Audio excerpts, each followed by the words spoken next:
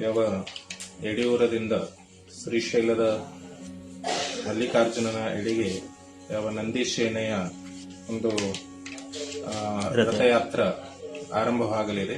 ಆ ಒಂದು ರಥಯಾತ್ರದಲ್ಲಿ ಎಲ್ಲಾ ಭಾಗದ ತಮ್ಮ ಕರ್ನಾಟಕ ಭಾಗದ ಎಲ್ಲಾ ರೈತರುಗಳು ಆ ಒಂದು ನಂದಿ ಸೇನದಲ್ಲಿ ಭಾಗಿಯಾಗಬೇಕು. ತಮ್ಮ ತಮ್ಮ ನಂದೀಶ್ವರನ ಅಂದ್ರೆ ಎತ್ತುಗಳನ್ನ ಜೋಡೆತ್ತಿನ ಬಂಡಿಯಲ್ಲಿ ತಾವೆಲ್ಲ ರೈತರು ಅದಕ್ಕೆ ಸಹಭಾಗಿಯಾಗಿ ಒಂದು ನಂದಿಯನ್ನ ಉಳಿಸಿ ನಂದಿಯನ್ನ ಬೆಳೆಸಿ ಎಂಬ ಕರೆಗೆ ತಾವೆಲ್ಲರೂ ಅದಕ್ಕೆ ಸಹಕಾರಿಯಾಗಬೇಕಾಗಿದೆ. ಯಾಕಂದ್ರೆ ನಂದಿ ಉಳಿದರೆ ನಮ್ಮ ರೈತ ಉಳಿಯಕ್ಕೆ ಸಾಧ್ಯ ಅದ. ರೈತನು ಹೊಲ ಉಳಿಬೇಕಾದ್ರೆ ನಂದಿ ಮುಖ್ಯವಾಗಿ ಬೇಕಾದ. ಆ ರೈತನ ಹೊಲ ಉಳಿದ್ರೆ ದೇಶ ಉಳಿತದ. ಯಾಕಂದ್ರೆ ಯಾವ ಈಗಿನ ಒಂದು ಪರಿಸ್ಥಿತಿಯಲ್ಲಿ ಬರಡು ಆಗ್ತಾ ಇದೆ, ತಮ್ಮ ಜಮೀನುಗಳು ಬಂಜರಾಗ್ತಾ ಇದ್ದಾವೆ. ಅದಕ್ಕೆ ಮುಖ್ಯ ಕಾರಣ ಅಂತ ಹೇಳಿದ್ರೆ ಅನೇಕ ಕಾರಣಗಳು. ಅದರಲ್ಲಿ ನಾವು ನಂದಿಯನ್ನ ಬಿಟ್ಟದ್ದು ಒಂದು ಕಾರಣ ಇದೆ. ಆ ನಂದಿಯನ್ನ ನಾವು ಹಿಡ್ಕೊಂಡು ಹೋದ್ರೆ, ಯಾಕಂದ್ರೆ ನಂದಿ ಪಾದದಲ್ಲಿ ಅಮೃತ ಇದೆ.